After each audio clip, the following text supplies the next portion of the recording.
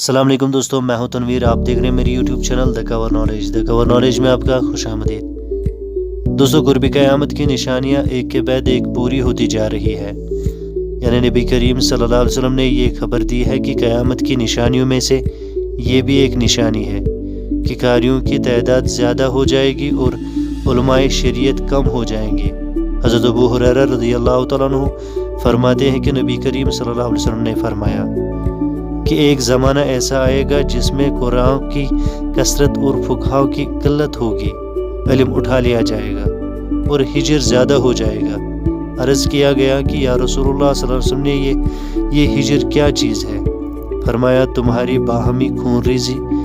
پھر اس کے بعد ایک دور آئے گا جب بعض لوگ قرآن کریم کی تلاوت تو کریں گے مگر قرآن ان کے گلے سے نیچے نہیں اترے گا۔ پھر ایک زمانہ ایسا آئے گا جب ایک منافق، کافر اور مشرک بھی مومن سے بحث و جدل کرے گا اور مومن کی باتوں کا ترکی بہ ترکی جواب دے گا۔ چنانچہ معاملہ اس وقت اور زیادہ خراب ہو جائے گا جب علماء کے دنیا سے اڑ جانے کے باعث علم رخصت ہو جائے گا۔ جب کوئی ربانی عالم نہ بچے گا تو لوگ جاہلوں کو اپنا پیشوا بنائیں گے، ان سے دینی مسائل پوچھیں گے تو وہ علم کے بغیر ہی فتویٰ دے دیا کریں گے۔ اس طرح وہ خود بھی گمراہ ہوں گے اور دوسروں کو بھی گمراہ کریں گے۔ حضرت عبداللہ بن عمر رضی اللہ تعالیٰ عنہ کا بیان ہے کہ رسول اللہ صلی اللہ علیہ وسلم نے فرمایا، اللہ تعالیٰ اچانک دنیا سے علم کو نہیں اٹھائے گا کہ یک خط اپنے بندوں سے اسے کھینچ لے، بلکہ علم کو عالم کی وفات کے ذریعے سے ختم کرے گا، حتیٰ کہ جب دنیا میں کوئی عالم زندہ نہیں بچے گا تو لوگ جاہلوں کو اپنا پیشوا بنائیں گے، ان سے جب دینی مسائل پوچھے جائیں گے تو وہ بغیر علم کے فتویٰ دیں گے۔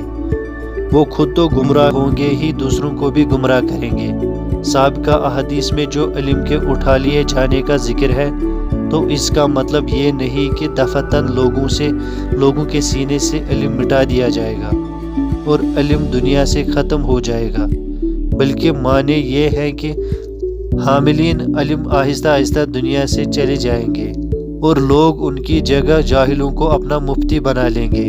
وہ اپنی جہالت کی بنیاد پر فیصلہ کریں گے، وہ خود بھی گمراہ ہوں گے اور دوسروں کو بھی گمراہ کریں گے۔ اس نشانی کو دیکھتے ہوئے پچھلے 10 برس کے عرصے میں امتی اسلامیہ کو متعدد ایسے اہل علم کی وفات کا صدمہ سہنا پڑا جن کا لوگوں کو دین سکھانے میں بہت نمایاں کردار تھا، جنہوں نے اپنا جان و مال لگا کر دین کی خدمت کی اور لوگوں کو دین سکھانے میں کوئی کسر باقی نہ چھوڑی، جنہوں نے توحید کا شمع ہمیشہ روشن رکھا۔